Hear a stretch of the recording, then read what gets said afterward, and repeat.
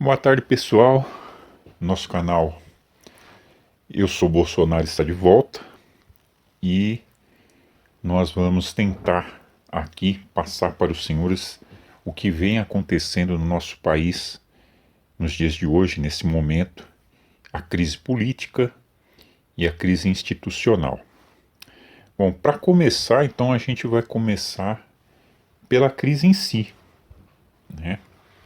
O governo federal e STF. Bom, que vem para quem não acompanha muito política não deve estar sabendo. O governo federal entrou num embate com o STF. Por quê? Né? Bom, o STF, ele por várias vezes, né, ele tem, digamos que, ferido a Constituição. Né? O Dias Toffoli, o ministro Dias Toffoli, ele produziu um inquérito, né, a abertura de um inquérito dentro do STF, o chamado inquérito dos atos antidemocráticos, e que depois acabou originando também o inquérito das fake news. E ele produziu de que forma? Ele se baseou num artigo, se não me engano, é o artigo 43 do Regimento Interno do STF, onde esse artigo diz que o STF pode abrir investigações e inquérito contra todos aqueles que praticarem crime no interior do STF. O Dias Toffoli ele usou de um artifício dizendo que cada ministro do STF representa o STF, portanto, qualquer tipo de crime contra um ministro do STF seria o mesmo que praticar crime no STF. Bom, isso aí originou então os dois inquéritos, o inquérito fake news e o inquérito atos antidemocráticos. Para quem não sabe, né, ou para quem não entende, o STF ele é uma corte jurídica, uma corte de juízes que julga processos. Então, na opinião de vários juristas, o STF não pode fazer investigações e nem produzir inquéritos. Isso é função do Ministério Público, da PGR e da Polícia Federal. De mais ninguém. Entendeu? Por isso que existe uma briga ferrenha com relação a esses inquéritos. Vale lembrar que o inquérito dos atos antidemocráticos e também do fake news, ele levou à prisão de algumas pessoas, todos apoiadores do presidente Bolsonaro, e essas pessoas elas foram acusadas de crimes que não existem, não estão previstos no Código Penal. Essas pessoas foram presas, os seus advogados não tiveram acesso aos autos e elas continuam respondendo processo. Nós temos hoje um deputado federal, o Daniel Silveira, que está preso. E aconteceu dois casos absurdos no caso dele, né? Primeiro, a prisão em si, né? Porque ele foi preso, o seu advogado não tem acesso ao inquérito, certo? As acusações contra ele são frágeis, não são acusações que podem deixar uma pessoa presa. Ele não teve pena inserida, certo? Por quê? Porque ele não tem um crime propriamente dito que ele possa ser condenado. Além disso, estabeleceram uma fiança para ele. Ele pagou a fiança, porém ele não foi solto. Ele continua preso. Né? O Oswaldo Eustáquio, que é um jornalista que também esteve preso, ele disse que vai levar o caso dele à Corte Interamericana de Direitos Humanos, porque é um abuso o que vem acontecendo contra o Daniel Silveira. E assim aconteceu com várias pessoas. E aí, esse embate com o STF, então, vem de longa data. E aí, algum tempo atrás, aconteceu a gota d'água para o presidente Bolsonaro. O que foi essa gota d'água? Foi o seguinte: existe uma PEC, a PEC 135, que é uma proposta de emenda constitucional, que é a do voto auditável, ou seja, o voto impresso. Essa PEC estava sendo discutida numa comissão da Câmara de Deputados e ela iria à votação pelo não a proposta ou sim a proposta. O que aconteceu? Pouco antes da votação dessa PEC, o ministro Barroso e o ministro Alexandre de Moraes se reuniu com as principais lideranças partidárias do Congresso. Essas lideranças, após essa reunião com os ministros, elas decidiram trocar membros da comissão e trocaram vários deputados, colocando deputados contra o voto auditável, certo? Essa reunião deu tão resultado que a proposta pelo voto auditável acabou não passando pela comissão, ela foi rejeitada, certo? E isso deixou o presidente furioso, porque o porquê ministros do STF estão interferindo no legislativo. Aí ele soltou o verbo, falou que era um absurdo, que eles estavam querendo armar uma situação de fraude para as eleições de 2022 e que ele não ia aceitar. O presidente fez uma live, a sua live costumeira, explicando. Ele trouxe um técnico e o técnico explicou quais são as maneiras que se pode fraudar a urna eletrônica. Então ele explicou várias situações, por exemplo, uma em que você tecla, por exemplo, o número 17, só que quem aparece é o Haddad. Lá aparece Haddad e você acaba votando no Haddad. Outra, quando você teclava o número 1, já aparecia o 13. Outra, quando você teclava 17, imediatamente o seu voto era nulo. Anulava-se o voto. E direto, você não tinha aquela confirmação, não tinha o confirme. Assim que você teclava 17, ele já anulava. Então são várias situações possíveis de fraude da urna eletrônica. E o Bolsonaro expôs durante essa live. O STF respondeu, dizendo que era um absurdo, que onde já se viu que as urnas eram invioláveis, que não havia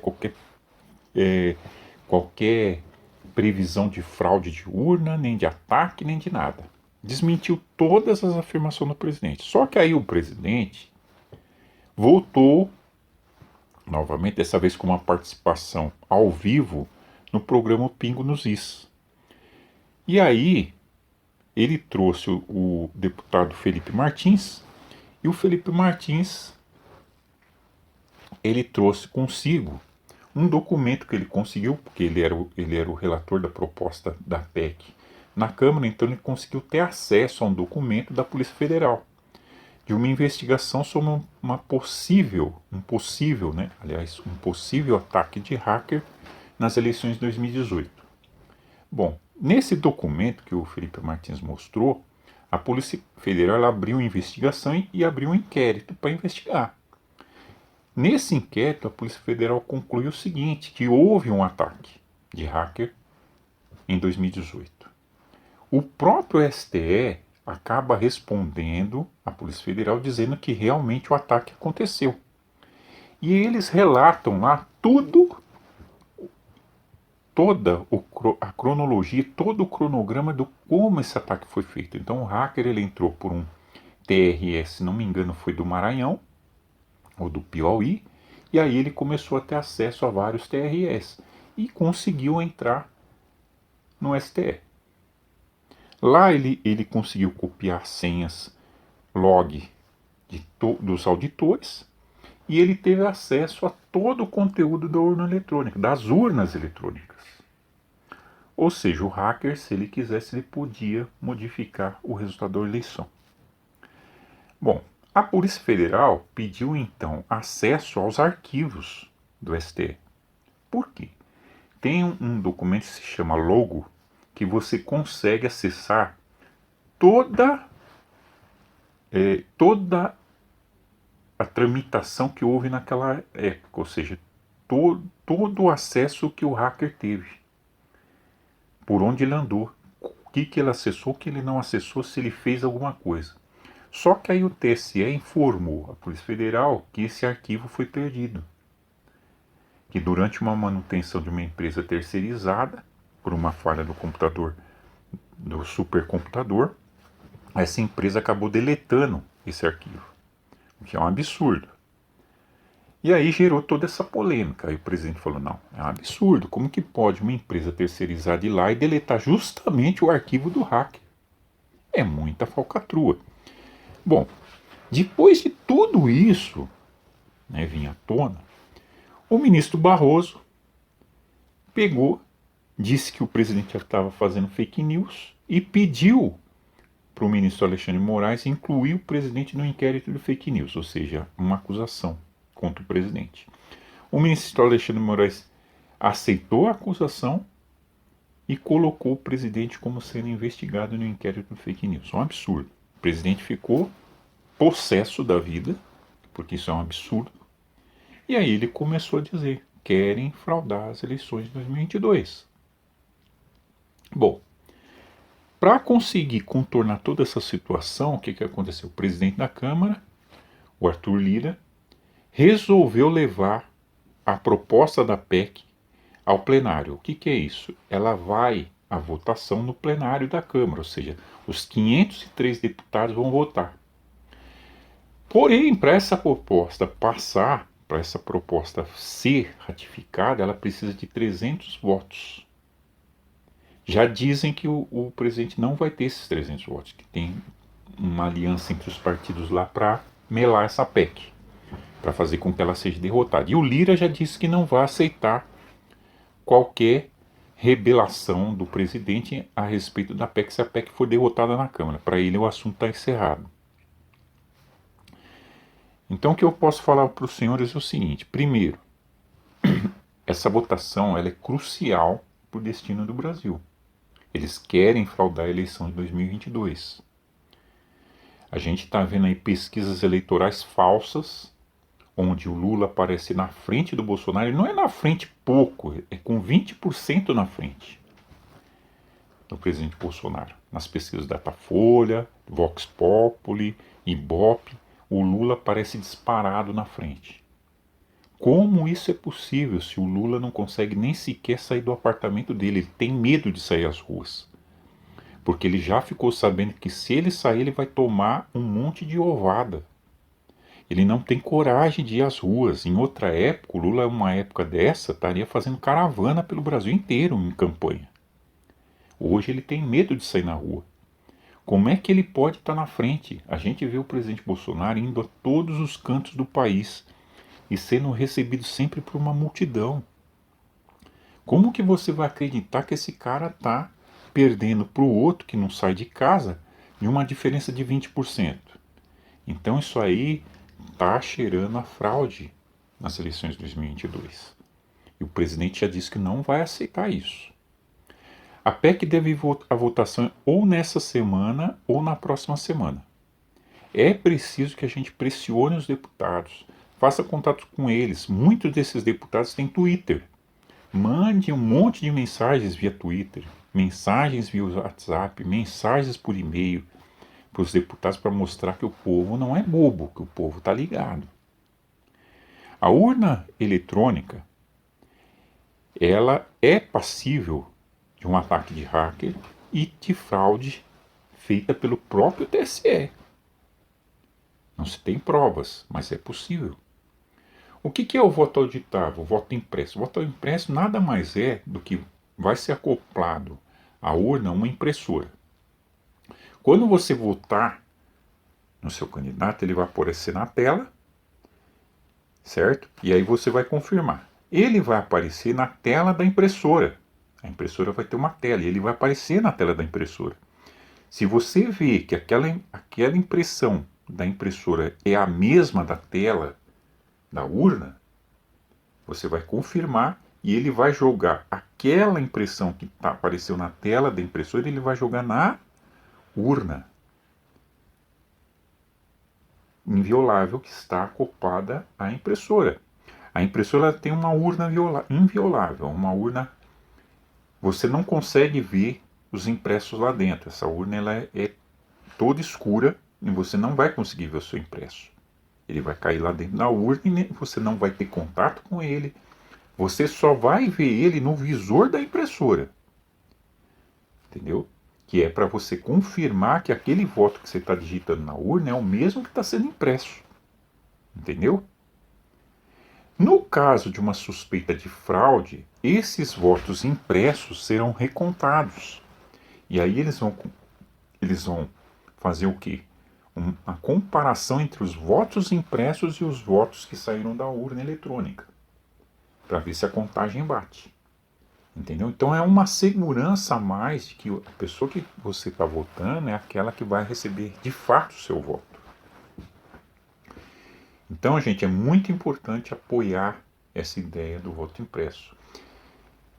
Eu já comentei no Twitter que é o seguinte: se a proposta for derrotada, acabou? Não, não acabou. Primeiro, que o presidente não vai aceitar uma derrota. Segundo, que mesmo que a proposta do voto impresso seja derrotada, a gente está vendo as manifestações na rua. Se em 2022 o presidente Bolsonaro perder para o Lula, houve fraude. O povo não vai aceitar isso. Não vai. E nós não podemos aceitar essa situação hoje da maneira que está acontecendo. Tem que acontecer manifestações cada vez mais constantes contra os desmandos do STF, contra a interferência do STF, contra tudo que tem acontecido aí no nosso país. E nós temos que fazer a Câmara de Deputados criar consciência e ver o que o povo está querendo. Beleza? No mais, aí a gente vai estar acompanhando a votação do voto auditável e vamos estar trazendo aí para os senhores o resultado, beleza? Então, pessoal, bem, quando eu estava fazendo esse vídeo, né, foi antes da votação da PEC 135 no plenário da Câmara. Eu pretendia postar esse vídeo antes, mas acabou não dando por alguns problemas, eu acabei só conseguindo postar agora. E, infelizmente, saiu o resultado, né, da PEC 135 no plenário da Câmara e ela foi rejeitada. Nós tivemos 230 votos, né, mas não foi o suficiente para aprová-la porque a gente precisava de 308 votos, né, mas se mostrou bastante dividido. O governo mostrou que tem uma força dentro da Câmara, mas não foi o suficiente para aprovar. O que eu gosto de destacar muito aí nessa votação foi o número de ausências. Nós tivemos 65 deputados que não compareceram à sessão. E o deputado Aécio Neves se absteve de votar. Ele não votou nem sim nem não. Isso é uma vergonha, né? Esses deputados que não foram votar são uma vergonha. Né? Eles simplesmente, ficaram em cima do muro e não optaram por opção nenhuma. Nem assumiram que são contra e nem assumiram que são a favor. Né? E dentre os quais, eu cito aí que teve, se não me engano, 11 deputados do PP, 7 deputados do PL e 3 do Republicanos, que são partidos da base do governo. É uma vergonha. É uma vergonha esses deputados fazerem isso. Eles tinham que estar lá, mas não estavam. O que a gente tem que botar em mente é o seguinte: em 2022 a gente tem que renovar metade do Congresso. Metade do Congresso a gente tem que renovar. Esses deputados que votaram contra a PEC 135, principalmente os deputados destes partidos, né, que são aliados do governo só no papel, porque na hora do vamos ver eles acabam votando como quer, esses deputados a gente tem que colocar para fora. A gente tem que colocar lá deputados compromissados com o povo e com o governo federal. Certo? Agora, não está tudo perdido. A gente tem que continuar a campanha aí pelo voto impresso, mesmo que ele não for aprovado. Continuar defendendo eleições limpas em 2022, porque a gente não pode engolir esse sapo assim, de boa. Aceitar isso normalmente, não. Certo? Nós vamos ter manifestações agora. Me parece que essa semana acho que vai ter, e já está confirmada do dia 7 de setembro, né? E a gente tem que expor que o povo continua sendo favorável às eleições limpas em 2022. E eu tenho uma sugestão para dar: fazer uma auditoria surpresa nas eleições de 2022. Ah, como seria essa auditoria? Simples, certo? Pega a Polícia Federal. No dia da eleição, no dia da eleição, a Polícia Federal vai e apreende urnas. Apreende milhares de urnas, 1.000 urnas, 2.000 urnas, sei lá. faz um cálculo aí e apreende essas urnas. Essas urnas passariam por uma auditoria de especialistas. Aí você teria como comprovar se estava acontecendo uma fraude ou não, porque os especialistas iam pegar a urna no ato da votação. Entendeu? Aí eles teriam como comprovar, opa, ó, aqui, ó, tem um programa aqui nesse software, ó, entraram na urna. E durante a totalização da eleição, fazer a mesma coisa. A Polícia Federal vai lá e acompanha a totalização, certo? E verifica o sistema, entendeu? Faz uma auditoria surpresa na totalização também. É o único jeito da gente saber se está acontecendo alguma fraude ou não. Entendeu? Eu estou dando essa sugestão aí, eu vou passar essa sugestão para alguns deputados, para o presidente Jair Bolsonaro, porque é o único jeito da gente conseguir ter eleições limpas. Porque se eles ficarem sabendo que pode ter uma auditoria surpresa no dia da eleição, eles não vão se arriscar. Porque senão eles podem ser pegos e serem presos. Certo? No mais, aí fiquem com Deus, nós vamos postar novos vídeos aí. Compartilhem este. Acompanhem o nosso canal aí, se inscrevam quem não for inscrito. Deixem o seu like aí se gostaram do vídeo aí. E fiquem aí acompanhando o nosso trabalho aí, que a gente vai estar sempre ao lado deste governo que merece ser reeleito. Beleza? Valeu!